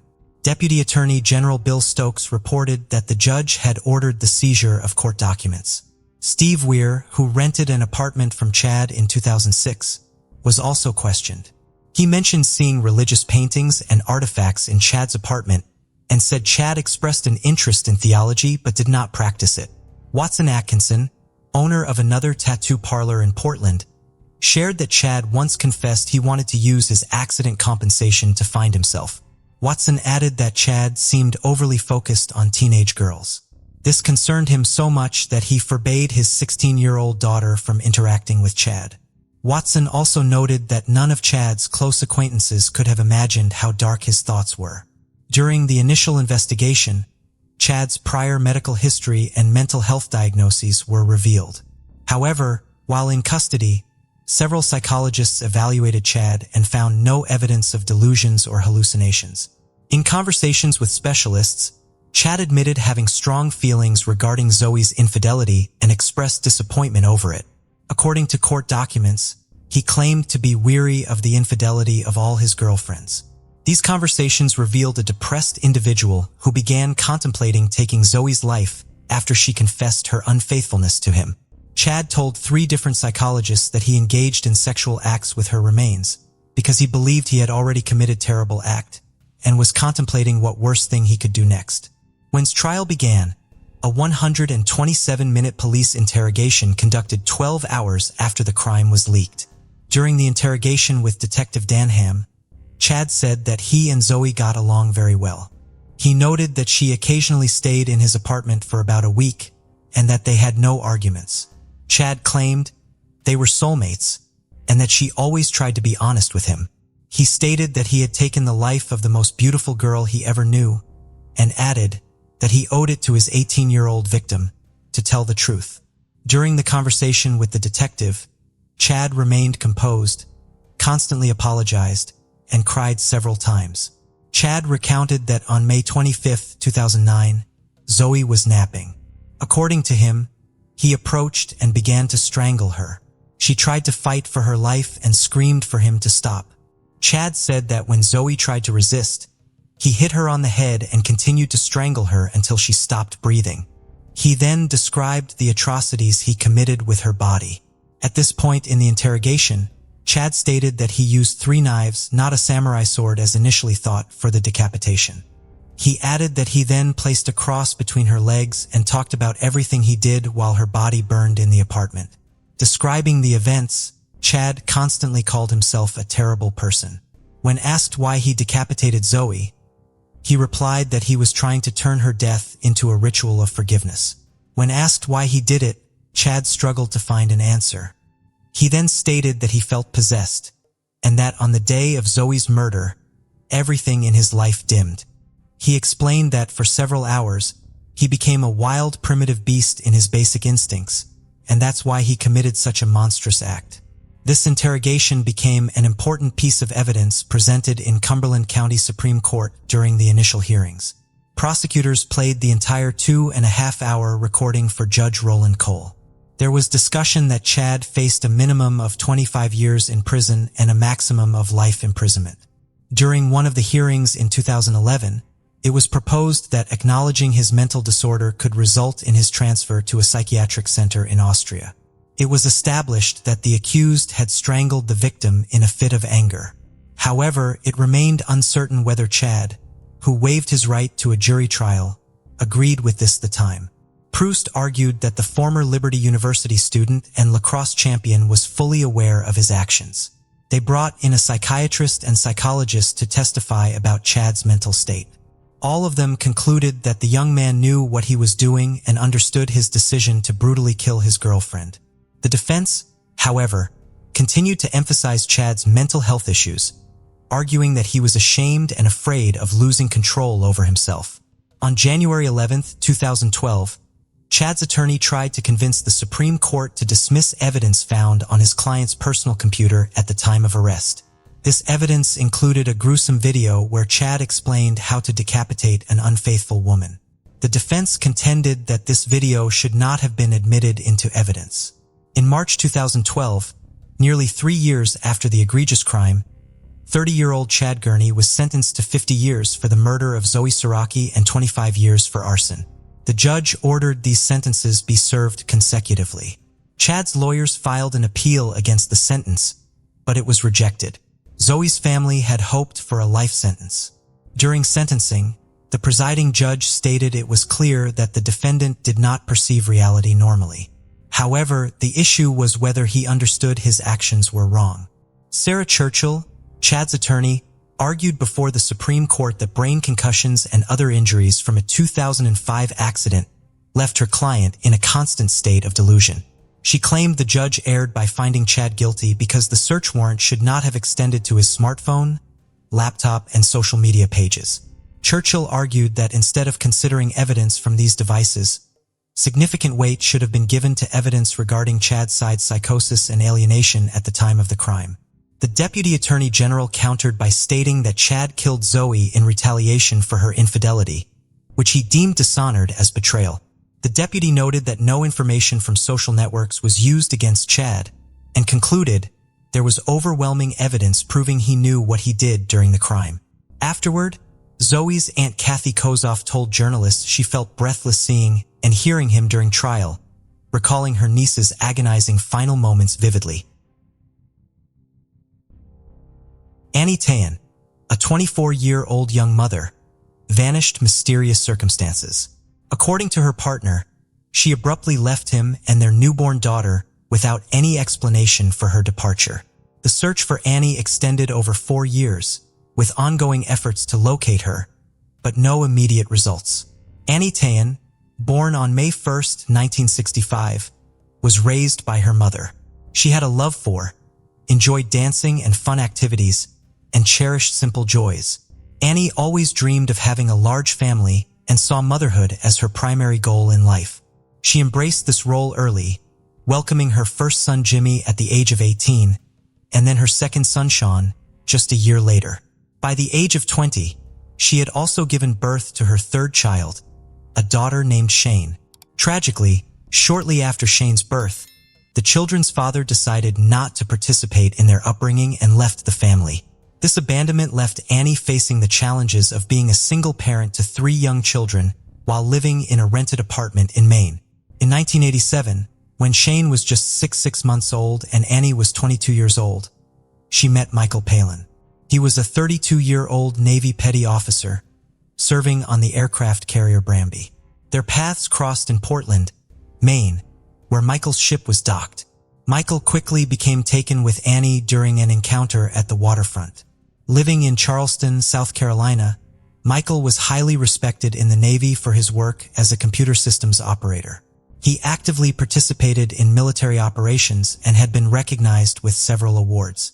Annie found herself deeply attracted to Michael's naval career and soon fell in love with him.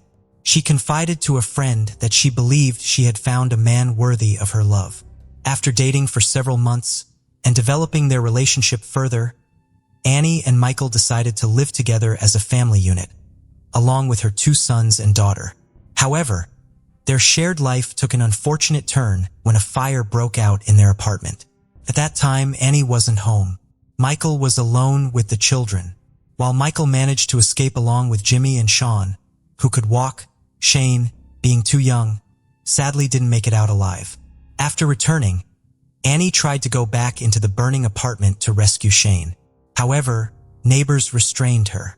The loss of Shane due to the fire left a significant impact on Annie. She shared that this tragic event created an irreplaceable void in her heart. As authorities started investigating the fire, experts faced difficulties in determining the exact cause of ignition. The circumstances were highly suspicious to investigators. Even with these suspicions, the investigation concluded without assigning responsibility to any individual. Following the devastating fire, Annie Tayan moved with her sons to her mother's residence in Portland. Meanwhile, Michael Palin immersed himself in work and chose to live in the barracks. A few months later, another alarming incident happened near Annie's mother's house. A shed in the backyard caught fire. Investigators quickly identified the fire's origin and discovered a lighter engraved with Bramby, the name of Michael Palin's ship. This evidence pointed toward Michael as a prime suspect.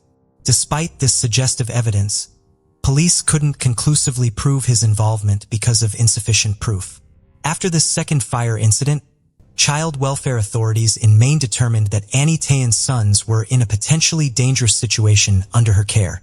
Consequently, they decided to remove Jamie and Sean from their mother's custody and place them under foster care administered by social services. This decision left Annie devastated, as she fervently tried to regain custody of her children. Despite all her efforts, she couldn't do so, inflicting profound emotional distress and leaving her heartbroken over being separated from her sons. When Michael's ship returned to Charleston, South Carolina, he rented an apartment and reconnected with Annie, despite their tumultuous past.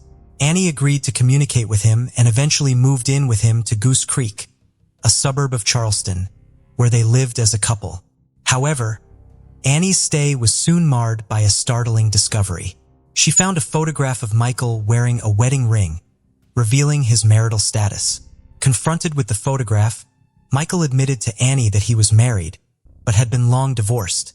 He disclosed that his ex-wife Dawn Breeze and their 3 children resided in his mother's house in Savannah, Georgia. Despite Michael's reassurances of no ongoing relationship with Dawn, Annie was shaken by the revelation. She contemplated leaving him, but ultimately decided to stay, still seeing Michael as an ideal partner for starting a family. Their cohabitation, however, soon turned sour. Michael's behavior towards Annie grew increasingly hostile and demeaning. Annie, planning to return to her mother's house, discovered she was pregnant. This news led her to reconsider her plans to leave, filled with the joy of expecting another child. In October 1989, a month before her disappearance, Annie gave birth to her 4th daughter, Jade. Though Annie knew Jade could never replace her lost daughter, she felt Jade filled a significant void in her heart. Yet in the month following Jade's birth, Michael's treatment of Annie deteriorated further. He resorted to openly insulting and humiliating her. Annie confided in a friend about her fear of Michael's relentless pursuit if she attempted to flee. Michael's controlling behavior escalated. He confined Annie to their apartment while he was at work, disconnecting the phone and placing it in his briefcase. Annie was increasingly alarmed by Michael's actions. Just 2 days before her vanishing act, in a state of distress, Annie reached out to a close friend, Katie French, via phone call. In the call, Annie revealed to Katie that she had disclosed her intention to leave Michael. However, Michael had retorted that if she left, their daughter Jade would remain with him. Annie found herself in a desperate situation, overwhelmed with emotion. She urgently pleaded with Katie to come immediately and rescue both her and her daughter Jade. Unfortunately, Katie was preoccupied and could not come to her aid.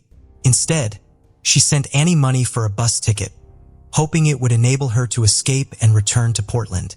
Unbeknownst to them, this heartfelt conversation would be their last exchange. 2 days later, on November 7, 1989, Katie attempted to contact Annie, but received no response. Several days passed before Michael Palin informed Katie that on November 6th, Annie had gathered her belongings and departed in an unknown direction. Expecting Annie to reach out from her new location, Katie waited anxiously. However, 2 weeks went by with no word. By Thanksgiving on November 24th, Annie had been unreachable for 20 days. Growing increasingly concerned, Katie contacted all of Annie's friends and acquaintances, but found that no one had any information about her whereabouts. She then tried to report 24-year-old Annie as missing to the police, but was informed that she could not file an official report since she was not a blood relative. Months passed without any sign of Annie. Eventually, Katie obtained the phone number of Michael Palin's mother. Upon contacting her, Katie was shocked to learn that Jade was in her care. This revelation confirmed Katie's worst fears. She knew Annie would never leave her daughter behind willingly. Despite the concerning developments, Michael Palin displayed a notable lack of concern regarding Annie's disappearance. He made no apparent efforts to engage with law enforcement or initiate a search for her whereabouts, and soon received a transfer to the naval base at Pearl Harbor in Hawaii. Months following Annie's disappearance, the search for her was finally launched after a report from her mother prompted official action. The initial focus of the investigation was her live-in partner, Michael Palin, who quickly emerged as the primary suspect. Michael detailed that on the morning of November 6th, he had woken to find Annie gone, having left their daughter in his care. He recounted that the previous night, Annie had expressed a desire to end their relationship. Michael did not attempt to find Annie, believing that their relationship had conclusively ended and further communication was unnecessary. He also claimed to be unaware of her being reported missing or of her lack of contact with family and friends. Upon inspecting the couple's rented apartment, police found no evidence, such as traces, clues, or suspicious items, that could provide leads in the case.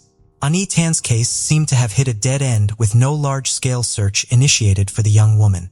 Her whereabouts, whether she was still alive, and the potential motives of any abductor remained mysteries. The only certain detail was that the last person reported to have seen her was her live-in partner, Michael. For an arduous span of 4 years, there was no news or sightings of Annie. Katie French, her close friend, remained the sole active seeker, tirelessly cooperating with the investigation. Katie invested approximately $16,000 in phone bills alone, employed a private detective, and was steadfast in her determination to continue the search. She reached out to various organizations that could potentially provide insight into Michael Palin's background. Katie personally held a strong belief that Michael was a dangerous individual and should not be trusted. She harbored a deep fear of him, aware that if Michael became aware of her involvement with the police, it could potentially put her in harm's way. In 1993, a significant development occurred in Annie Tan's case as it was transferred to the Naval Criminal Service, marking a pivotal shift in the investigation. The NCIS agents initiated a comprehensive re-examination of the case starting from scratch. They found Michael Palin at the naval base Pearl Harbor in Hawaii. When police agents approached him to discuss Annie Tan's disappearance, Michael said he would only talk if his was present. Later, he stopped cooperating altogether. He refused to give any more help or information. The Marine police gathered all the details they could about missing Annie. They then reached out to South Carolina law enforcement. They asked them to check their records for any unidentified bodies, noting that Annie had given birth a month before she went missing. The South Carolina police shared a case about a deceased woman who also gave birth just a month before her death. They provided a sketch of this woman's face, which shocked the Marine police agents when they saw it. They were sure they'd found Annie. The scene revealed a violent murder. Her body was found beside a high and her skull was broken into 124 pieces, and her skull was broken into 124 pieces, requiring nearly 500 hours of careful work to reconstruct it. Annie's body had been put in a naval bag soaked in gasoline and set on fire. The burning bag was found at 6 a.m. on November 7, 1989, the same time Katie French noticed Annie stopped answering her calls. A match of dental records confirmed the woman's identity as Annie Tayan. With this discovery, Michael Palin became the prime suspect in her murder right away. Marine police agents set up a detailed investigation plan, which started with examining his financial activities closely. On the day Annie vanished, investigators found that Michael made a credit card purchase about 25 miles south of where her char remains were found. Digging into his phone records, they discovered that on the Lungoza of November 6th, he had made 2 calls to his mother's house in Savannah. The first call was at 4:35 a.m. and the second one at 5:17 a.m. With this evidence, agents hypothesized that Michael may have killed Annie in their apartment, then moved her body to the roadside, where he set it on fire. To push forward with the investigation, NCIS agents aimed to find Michael Palin's ex-wife, Dawn Breeze. At the time of Annie's death, Dawn was still married to Michael and living at his mother's house in Savannah. After Annie disappeared, Dawn divorced Michael and started moving around a lot, living in different states as if she were avoiding something or someone. Eventually, agents tracked her down in Miami, Florida, during the summer of 1995. That was almost 6 years after Annie had been murdered. At this point, Dawn had become involved with spiritual practices for income. When agents contacted her at work to discuss Annie's disappearance, her calm response was surprising. She even asked how long they'd talk, because she wanted to know if she'd have time to eat. Her reaction wasn't what the agents expected. They thought she'd be more emotional when talking about Annie. Despite being calm during their interaction, inconsistencies began appearing during a lengthy 10-hour interrogation. Initially, Dawn's story matched Michael Palin's version. She said Michael told her that his mistress had left, and that he planned to raise their daughter by himself when she visited his apartment. However, inconsistencies emerged regarding when exactly she visited Michael's apartment. At one point during the questioning, Dawn became silent for a moment and looked down, before expressing a wish to tell the truth. In a surprisingly emotionless manner, without any tears, she proceeded to share information she had kept hidden for 6 years. Dawn recounted that early one morning, Michael urgently summoned her to his Charleston apartment. Upon arrival, Dawn discovered Annie Tayan's lifeless body on the living room floor. Michael donned to go to the bedroom to meet his daughter. At that time, Dawn and Michael were still legally married and shared 3 children. Michael confessed his affair with Annie to Dawn, explaining that it had led to the birth of a daughter. He pleaded with her to accept the child and assist him in raising her. According to Dawn, Michael, unwilling to engage in a custody battle with Annie, opted for murder as a more straightforward solution. On the night transitioning from November 5th to 6th, 1989, Michael and Annie went to bed. After a moment of intimacy, Annie fell asleep. It was then that Michael took a crowbar and began to strike her viciously. Tragically, their daughter Jade was lying next to Annie on the bed throughout this horrific act. Michael relentlessly hit Annie on the head, each blow more brutal than the last. Despite her strength, Annie eventually succumbed to her injuries right there in the bed. In a chilling turn of events, Michael reached out to his wife Dawn, requesting her urgent presence. He then placed Annie's body in a naval bag and transferred it to the trunk of his car, where he had also stored a canister of gasoline. He positioned both his wife and daughter in the car's back seat before embarking on a lengthy drive of approximately 100 miles. Upon finding a secluded spot by the roadside, Michael removed Annie's body from the trunk, drenched it in gasoline, and set it ablaze. After ensuring that the fire had taken hold, he hurriedly returned to the car and drove Dawn and Jade back to his mother's house in Savannah. Dawn Breeze's revelation provided a pivotal turn in the investigation, marking the first substantial evidence since the discovery of Annie's remains. The investigators then requested Dawn make a monitored phone call to her ex-husband Michael, discussing Annie Tahan's murder. She consented and contacted him accordingly. Michael indicated the need for a serious conversation, as Annie's body had been located and identified. Michael's response, "No, they didn't do that," suddenly confirmed to the agents the veracity of Dawn's account. In the call, Dawn also informed Michael that blood had been detected in their former apartment, and the NCIS suspected them of involvement in the murder. She urged Michael to devise an explanation for the blood found in the apartment. Michael's reply, "Okay, we need to work together and come up with something," did not include any direct admissions, yet his demeanor suggested a clear understanding of the context of their discussion. He refrained from asking unnecessary questions or offering denials, implying his awareness of the situation. This interaction solidified the theory that Tayan had been murdered in Michael's apartment. Towards the end of their conversation, Michael advised Dawn to be cautious with her phone communications, insisting they would collaboratively manage the situation. NCIS agents took Dawn Breeze to the crime scene to unearth any remaining evidence. To protect her identity and ensure her safety as a cooperating witness, they disguised her before the visit. At the apartment, Dawn meticulously recounted and demonstrated the positioning of Annie's body and sequence of events. She pointed out an area near a wall and baseboard where there had been a significant accumulation of blood, affecting both carpet and concrete floor beneath it. Since Michael had vacated the apartment, landlords had replaced and cleaned carpets multiple times, explaining absence of visible traces. However, when police applied a special chemical to concrete floor, a large purple stain appeared indicative of protein presence, aligning with Dawn's account where Annie's body had lain. Despite blood seeping into concrete, NCIS faced challenges in conclusively proving substance to be blood. Consequently, search for additional physical evidence to be blood. Continued. Dawn also mentioned a nightstand with television near bed, where Annie was killed.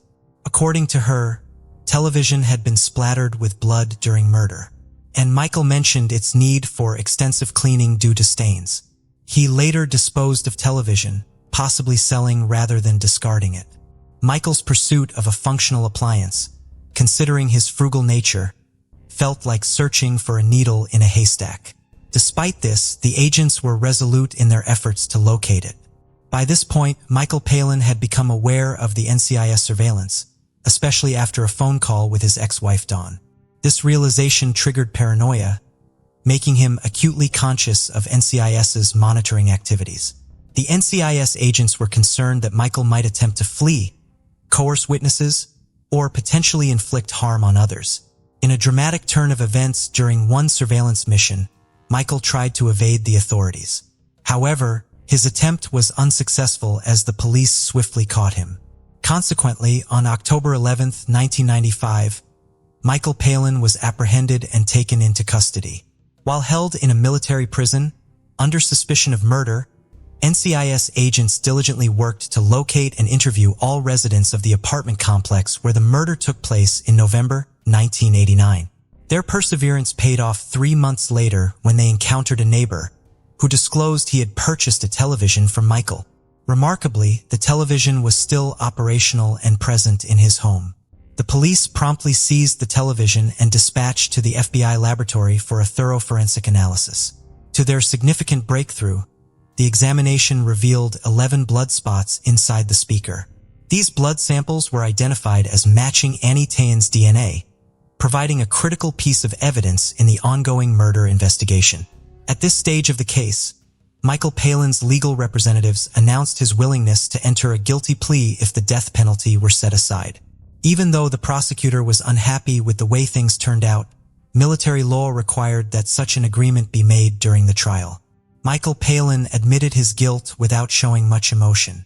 He wrecked the details of his crime with a detachment that was unsettling, almost like reading off a mundane list. His narrative lacked any signs of remorse or empathy. As a result, Michael Palin was found guilty and sentenced to life in prison, with chance for parole after 30 years. He also received a dishonorable discharge from the Navy. Despite knowing about her husband's crime and staying silent for 6 years, Dawn Breeze avoided legal consequences due to her crucial confession to NCIS. This confession significantly helped advance the investigation. Annie's children, her sons and daughter, have been informed about their biological mother's tragic fate. They understand she did not abandon them. Jade, the daughter Annie had with Michael, has grown into a beautiful woman within the Palmer family. She has notably kept no relationship with her father. In a surprising development, Michael Palin was released from prison in 2013 after serving just 17 years due to good behavior. His exact location is currently unknown. It's advised that anyone who comes into contact with him should exercise caution. Thank you for joining us on this journey into the depths of unsolved mysteries. Cold cases not only challenge our understanding of the past, but also ignite our curiosity and determination for answers. Remember to subscribe to stay updated on our latest investigations. And if you have any information regarding the cases we've covered, don't hesitate to reach out. Together, we can shed light on the shadows of the past and bring closure to those who seek it. Until next time, stay vigilant, stay curious, and never stop seeking the truth.